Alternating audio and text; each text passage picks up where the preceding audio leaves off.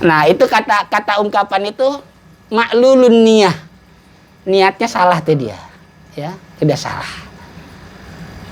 Niatnya cedera. Nggak benar itu. Nggak ada, ya. Nggak ada. Ya, nggak ada. Nggak ada kebaikan itu bisa tersampaikan sehingga diterima dengan cara cacian. Nggak ada. Dengan cara makian. Nggak ada. Nggak ada ya? Nggak ada. Nggak ada. Nah itu. Jadi kalau kita mau menyampaikan kebenaran, mau menyampaikan kebaikan, sampaikan dengan santun. Ya. Dengan sopan. Ya kan?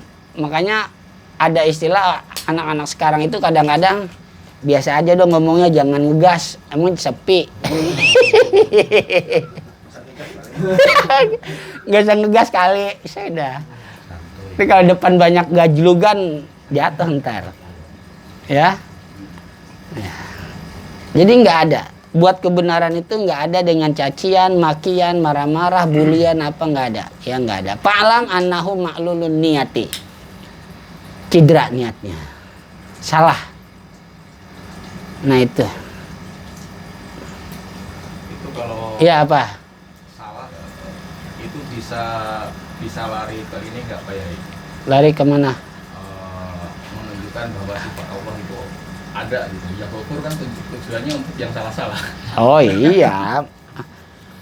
Nah berarti gini, mungkin maksud Kang Atau mungkin pertanyaannya gini.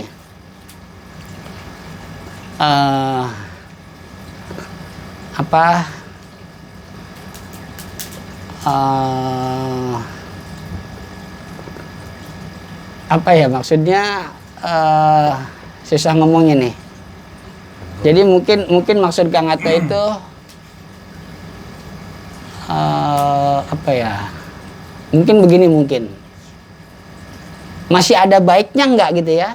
Masih ada baiknya nggak sih buat seseorang yang berbuat salah? Masih ada baiknya.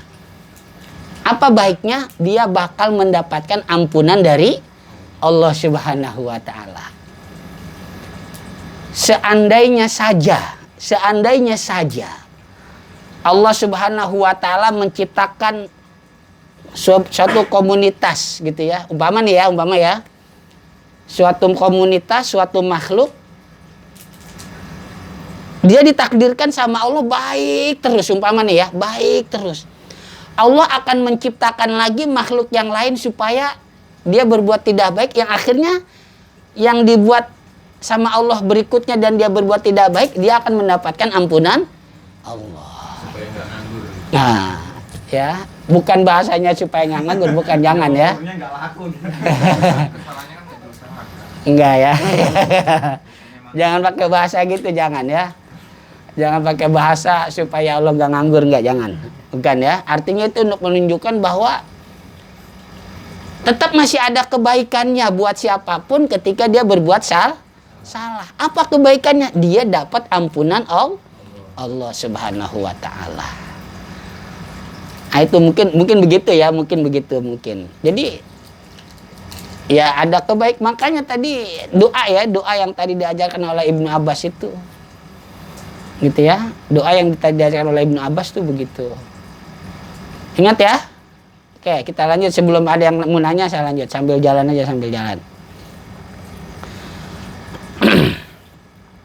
Ada perkataan begini, menyangkut kayak tadi juga, sama kayak tadi begini.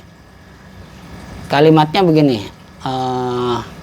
Laukanal mar'u la ya'muru bil ma'rufi wa la yanha 'anil munkari hatta la yakuna fihi syai'un ma amara ahadun bi ma'rufin wa la naha 'an munkarin qala malikun wa sadaqa man dalladzi laisa fihi syai'un.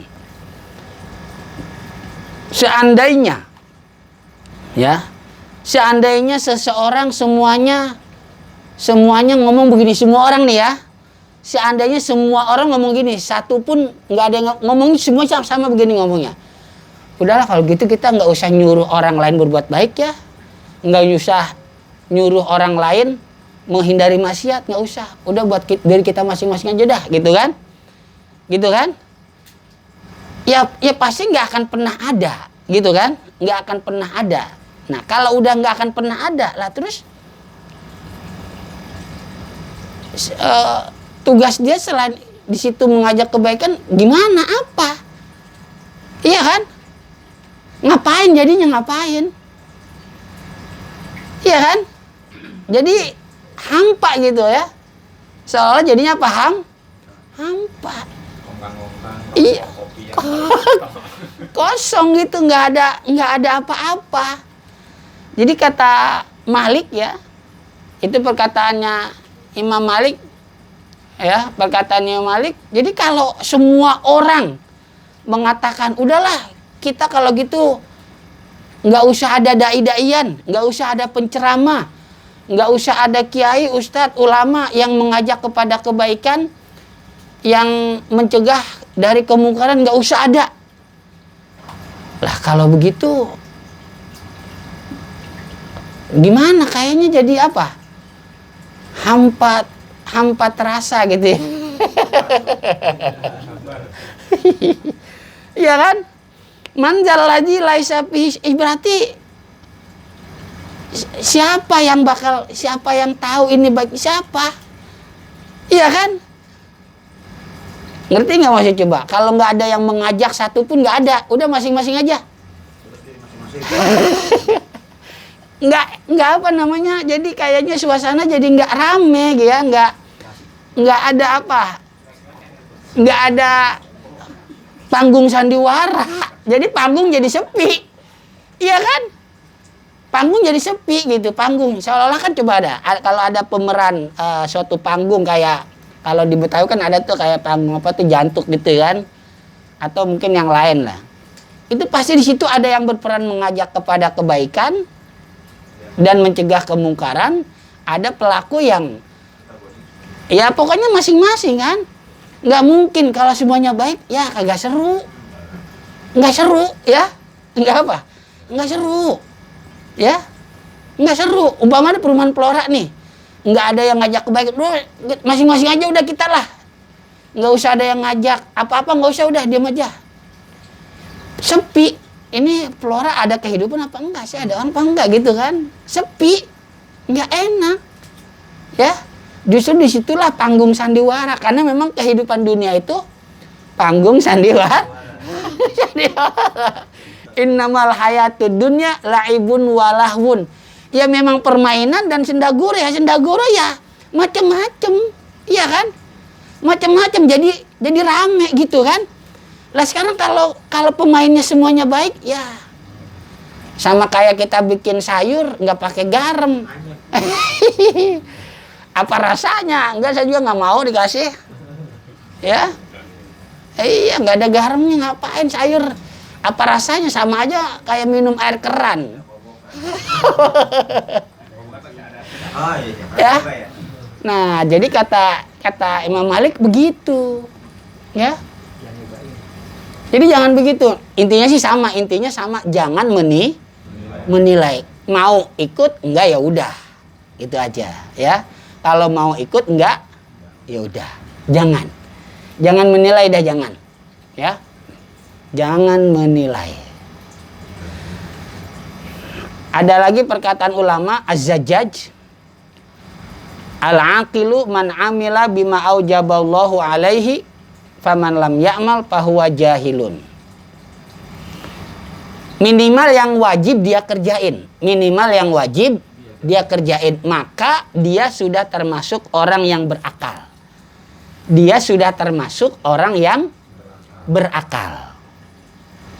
Ya, minimal yang wajib dia kerjain. Terus kita lihat ada orang nggak ngerjain yang wajib, udah diam aja ya. Jangan, orang nggak punya akalnya tuh, nggak pernah sholat tuh dia tuh sholat wajib nggak pernah tuh dia. Jangan ya. Jangan menilai begitu, jangan. Karena apa? Berarti sama aja apa kita kalau menilai gitu ke orang? Sama aja dengan apa berarti? Mencaci kan? cacian makan itu nggak mesti suara lantang. Gua nggak mesti begitu. Kita ngomong, no liatin no, dia mah nggak pernah sholat itu, nongkrong mulu tuh di pos satpam, ya, nggak pernah sholat tuh dia, sholat 5 waktu nggak pernah. Itu cacian itu, ya, itu sama dengan cacian. Menghindari cacian hukumnya wajib apa sunnah? Wajib, ya. Makanya udah jangan nilai, biarin aja, ya, biarin. Kalau mau apa tadi? Doain, ya. Kalau kita umpama nih mau sholat ke masjid atau musola, sholat wajib, kita mau berjamaah. Ada saudara-saudara kita masih nongkrong di jalanan, di pos atau di mana. Doain aja di dalam hati kita, ya Allah, mudah-mudahan mereka atau gimana kasihlah mereka petunjuk ya Allah, gitu aja. Ya. Nggak usah pakai kita nilai, kita bilang no, liatin no, dia nggak, orang-orang nggak berakal no. Orang-orang jahil, orang-orang goblok, orang-orang geblok. Jangan ya. Jadi yang disebut orang yang berakal itu minimal dia mengerjakan kewajiban. Tapi lagi-lagi jangan menilai ya, jangan ya. Jangan menilai udah. Nah, itu dia kata Az-Zajjaj. Al-aqilu man amila bima aujaballahu alaihi faman lam ya'mal fahuwa jahilun. Orang yang berakal itu minimal dia melakukan kewajibannya yang Allah wajibkan kepadanya. Kalau dia nggak ngerjain, dia orang jahil, orang bodoh. Ini buat diri sendiri ya, bukan buat menilai orang lain. Kalau mau tadi udah ada doanya ya. Ya, udah ada doanya tadi ya, udah ada doanya. Sekalipun ayat ini memang asbabun nuzulnya untuk tokoh-tokoh pemuka-pemuka agama Yahudi, tetapi berlaku juga buat siapapun. Karena dalam kaidah usul tafsir ada yang namanya al-ibratu bi umumil lafzi la bi khususi sababi. Ketentuan yang berlaku dari Quran dilihat keumuman lafaznya, bukan dilihat khusus asbabun nuzulnya kepada siapa, bukan. Tapi umum buat siapapun berlaku. Tapi lagi-lagi jangan menilai ya. Jangan menilai. Wah, liatin penceramah no. Bisa banget dia ngomong itu. Padahal dia sendiri kan belum tentu bisa. Sama tuh dia kata tokoh Yahudi Madinah dulu ya, sama dia. Lah jangan. Ya, jangan begitu ya. Jangan. Mau ikutin enggak? Ya udah. Gitu ya. Kalau memang dia menurut kita enggak baik, doain. Menurut kita baik, doain juga. Baik nggak baik kita doain. Begitu juga ke anak kita ya. Begitu juga ke anak kita. Anak kita bandel apa ya, doain. Jangan Marahin. Habis itu sadar ya. Habis itu sadar. Sambil ada ucapan kalimat, ya Allah saya tetap ridho dengan anak saya. Ya, nggak apa-apa marahin silahkan, tapi kalau bisa marahnya jangan sampai, ya tahulah, bapak-bapak lebih tahulah. Habis itu kalau kita ingat, kita langsung bilang, ya Allah saya tetap ridho dengan anak saya, gitu ya. Saya tetap ridho dengan anak saya. Khawatir, kata ulama, khawatir kalau kita nggak bilang terucap saya tetap ridho, khawatir ya, khawatir si anak itu akan selalu mendapatkan laknat dari Allah Subhanahu wa Ta'ala. Makanya salah satu penyebab yang utama sebetulnya kenakalan remaja, kenakalan anak-anak bukan lingkungan. Faktor utama ya, itu bukan faktor lingkungan, tapi faktor keluarganya. Orang tuanya gimana? Lebih banyak mendoakan yang baik apa enggak? Karena doa orang tua, ucapan orang tua ke anak itu sama seperti ucapan Nabi dan Rasul kepada umat. Iya kan? Ucapan Nabi dan Rasul kepada umat gimana coba? Iya kan? Luar biasa mustajabahnya, iya kan? Luar biasa. Ya kalau kita pengen marah silahkan, tapi jangan kelamaan ya. Kalau kita udah sadar, ucapkan, ya Allah saya tetap ridho dengan anak saya. tetap ridho ya Allah sekalipun dia begitu saat ini. Saya tetap ridho. Nah itu artinya si anak insya Allah udah nggak akan dapat laknat lagi dari Allah Subhanahu wa Ta'ala. Coba kita bayangkan ya, kalau anak itu selalu mendapatkan laknat dari kita, insya Allah anak itu nggak akan pernah baik. Naudzubillah min dzalik. Ya. Naudzubillah min dzalik.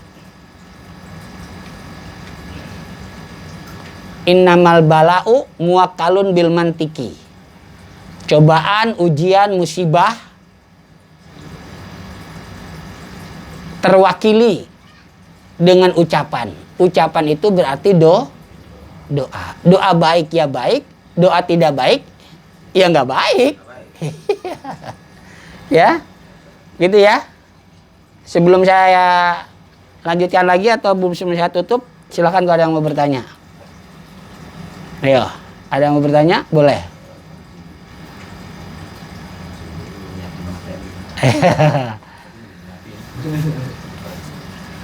Lagian juga yang dapat dosa itu kan bukan karena dia memerintahkan kebaikannya tapi meninggalkan kebaikannya. Ya, kita umpama nyuruh kebaikan. Kebaikan itu kan banyak, ya. Kebaikan itu banyak. Ya, kebaikan itu banyak. Ya, silakan. Ya, silakan, ada yang bertanyakan silakan. Masih ada waktu sebelum kita tutup. Ya. Hehehe. Di rumah nanya sama saya, nggak mengerti.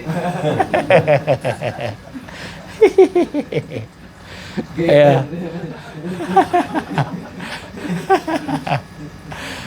Ya.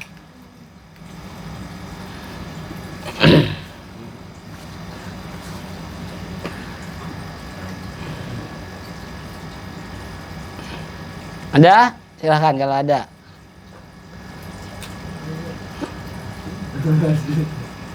Jadi kita jangan berhenti ya mengajak. Iya, silakan.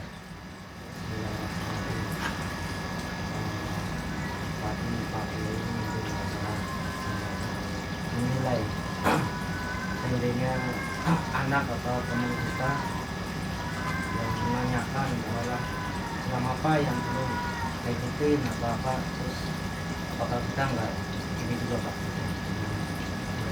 menilai atau ngasih pandangan ini. Oh iya. Ya, oke, sip. Gini.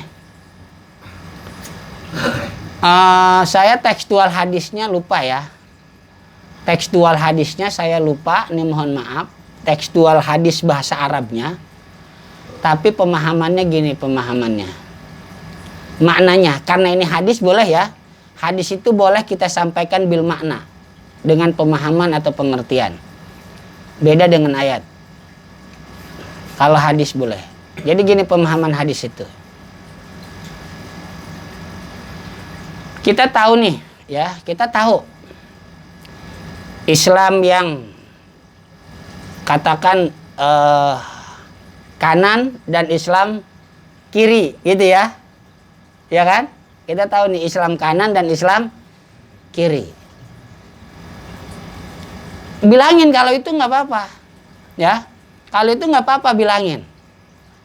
Islam yang kanan itu apa? Minimal akidahnya lihat, ya. Islam yang harus kita ikutin adalah Islam yang akidahnya akidah tanzih, ya. Islam yang kita ikutin yang akidahnya akidah tanzih. Akidah tanzih adalah yang meyakini bahwa Allah Subhanahu wa Ta'ala tidak serupa dengan makhluknya sedikit pun dan yang manapun. Enggak. Karena ini sesuai pada saat turun ayat pertama surah Al-Isra, Rasulullah SAW pernah ditanya, ma makna subhana ya Rasulullah? Apa makna subhana wahai Rasulullah? Kan ayat Al-Isra yang pertama bunyinya apa? Subhanallazi, gitu kan? Apa kata Rasulullah? Tanzihun lillahi, ya, tanzihun lillahi an kulli su'in. Mensucikan Allah Subhanahu wa taala dari semua apapun yang tidak layak untuk Allah Subhanahu wa taala. Nah, itu akidah tanzih. Kalau itu nggak apa-apa, Pak. Ya, nggak apa-apa. Kita bilangin. Pak, sebagai anak dia nanya, "Pak, saya mesti ikut Islam yang mana nih, Pak?" Iya kan? Ada umpama Islam sekarang itu mungkin untuk sebagian orang awam dia menilai sekarang itu ada istilah Islam begini begitulah gitu ya, begini begitu. Nah, bilangin yang pertama patokannya adalah akidah, ya.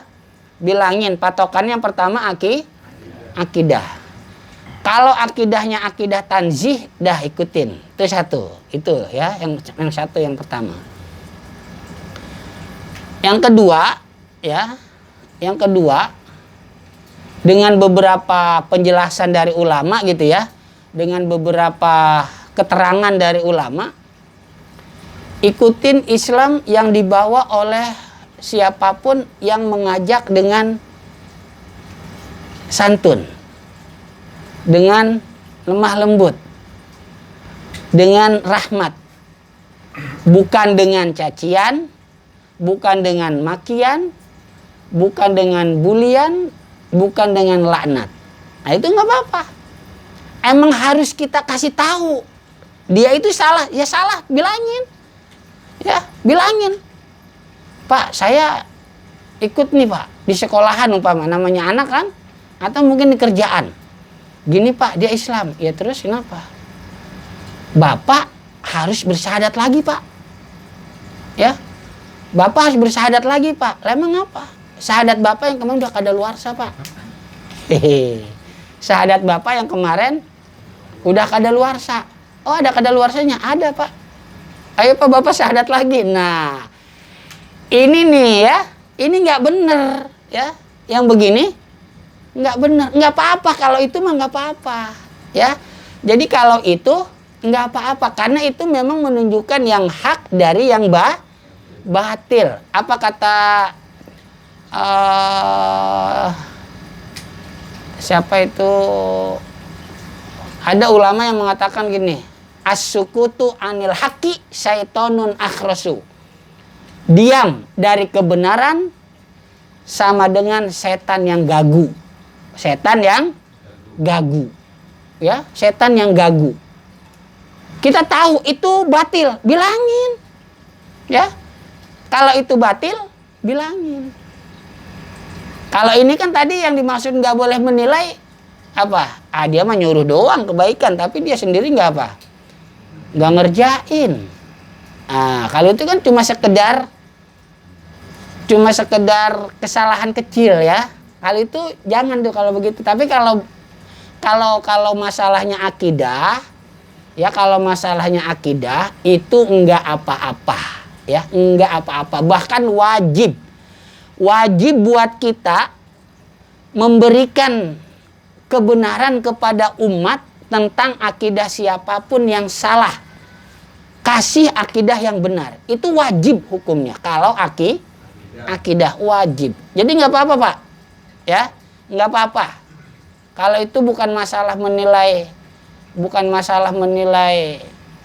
kayak tadi dia nyuruh doang tapi nggak mengerjakan yang dia suruh itu baik, amar ma'ruf nahi mungkar, enggak ya. Beda masalahnya, beda ya. Masalahnya beda ya. Ya, masalahnya beda. Jadi kalau Pak atau teman kita atau saudara kita atau tetangga kita, kalau Islamnya si Anu gimana tuh? Emang dia gimana ajarannya? Nah, kan gitu kan? Dia ajarannya begini nih. Dosa kita bisa ditebus. Syahadat kita ada kadaluarsanya. Terus dia memahami Allah itu sama dengan makhluk. Nah, ini kan udah parah, ya. Kalau ini udah parah. Kalau ini nggak apa-apa. Berkaitan hal seperti ini nggak apa-apa. Sampaikan. Ya, sampaikan kalau itu. Harus. Wajib. Ya, kalau begitu harus wajib. Ya. Jadi batasannya apa kalau gitu? Batasannya apa? Yang boleh kita nilai batasannya betul-betul kebatilan berkaitan dengan masalah akidah. Itu yang pertama. Kalau bukan masalah akidah tapi cuma dia ngomong doang tapi dia nggak ngerjain, nah itu baru jangan dinilai kalau itu ya. Kalau itu baru jangan. Ya, kalau itu jangan. Udah diam aja, mau ikutin enggak ya udah. Paham ya? Karena kan yang didakwahkan itu materinya ada materi akidah, ada materi fikih, ada materi tasawuf. Ya. Materi akidah dan fikih ini boleh kita benerin. Ya, boleh. Boleh. Kasih tahu. Umpama nih. Ada orang pakai peci begini, ya. Sholatnya begini pakai peci nih. Ya.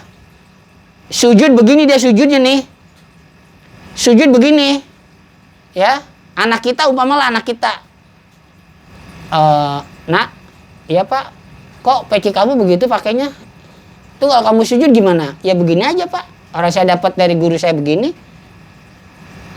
Lagi sujud begitu juga. Iya.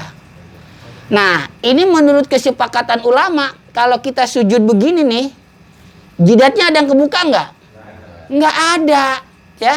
Jidatnya nggak ada yang kebuka. Maka ulama sepakat kalau begini dia sujud nggak sah, nggak sah. Bilangin kalau itu mah nggak apa-apa, ya, nggak apa-apa. Atau ada lagi umpama masalah aurat yang kemarin saya katakan. Anak kita nih, ya anak kita. Umpama nih Maya.